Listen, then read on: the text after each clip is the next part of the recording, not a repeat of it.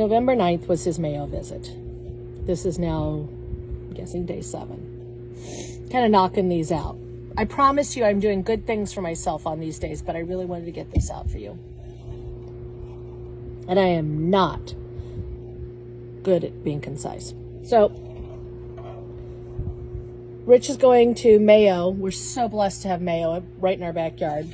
So he's going to Mayo November 9th for confirmation. In the meantime, again, everyone's like, what the hell's wrong with Rich? We have this huge Halloween party every year. So we're going to the Halloween party, and he's walking with a cane. Everyone's like, what the hell's wrong with Rich? Why don't you guys know yet? The next day, he was so exhausted, he looks at me and goes, fine, I'll take a walker. I got him a walker. November 9th, we're confirmed. We start the calls. I call his mom. I call his family. I tell my family. He tells work. And then I tell our besties, the unicorns that I mentioned before, our Vegas friends. And everybody starts pitching in. It was amazing. I started carrying bridge site. I'm sure you've all found the carrying bridge site already. So most of the stuff you've already heard. So anyway, the carrying bridge site. And that has been a lifeline for me, and it's also been helpful for everybody else. Because I can tell you right now, when people say they want to help, listen to them. If you are in this situation, accept the help. Make shit up if you have to. I kept a running list. If someone said, oh, what can I do? I said, you know what? I'm out of salt. Go to the store, get me salt.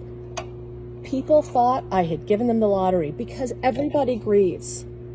And everybody's struggling, and everybody's looking for purpose, and everybody wants to help.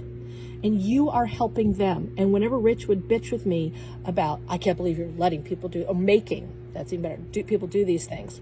I wasn't making them do crap. It's helping them.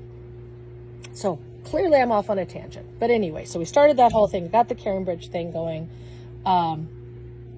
November 9th, he gets confirmed. We tell everybody. December, we go to Sicily for Christmas. It was amazing. It was so hard. Rich is now pushing him around in a wheelchair most of the time. The next month is January of this year, 22. We go to Vegas because, of course, the unicorns want to go to Vegas one last time. We have a fantabulous time. Now Rich is in a chair that I got on Amazon. And it's sliding. He's able to do less and less. People are lifting him up to do anything. We start the clinics, the ALS clinics at Mayo. Every few months you go in and they tell you this is where you are, this is where you used to be, based on these measurements, this is where you're going to be in a few months, and this is the equipment you need. We now are being fitted for the big time wheelchair. The one that you use when you can't do anything else. So we've got that. We get the Hoyer brought in, which is a Hoyer lift, Google it, is so that I can physically lift him up and move him from piece of furniture to piece of furniture. He's needing help with toileting. He's needing help with showering. He's needing help with feeding. He's needing help with dressing. It went really fast. April, about a year after his first symptoms, he starts a stem cell trial at Mayo. We know it's not going to save him. It's, as Rich said, he wants to do something for someone else. He's never been a guy that doesn't want to help. And when we were giving platelets, even up until until he was diagnosed, we would do that all the time. And he was the first one to pick up the check, the first one to show up at your house if you needed anything done.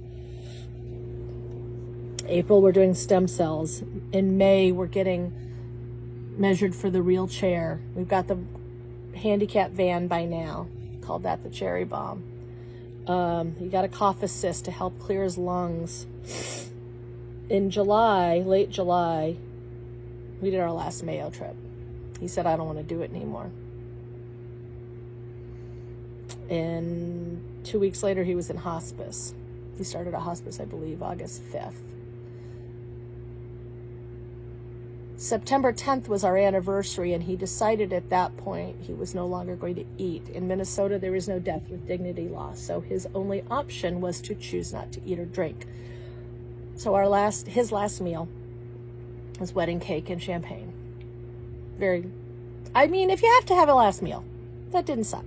And it was good champagne. We had Veuve. We're not going to skimp on this. Champagne's important to us. So anyway, he decides not to eat anymore. We tried to go out to drink. That was too difficult. Food wasn't a problem. He was never hungry. But he got thirsty, so after 2 days, he went back to fluids.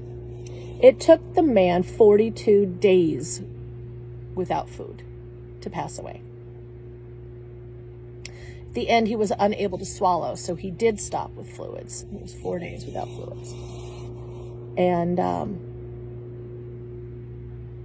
I can go into all the details, all the crap of what hospice is like at another time, but he's free as of October 10/22/22. It'll be an easy one to remember, which is good because I'm shit with numbers. 10/22/22, 12:30 a.m. I'll always have him though.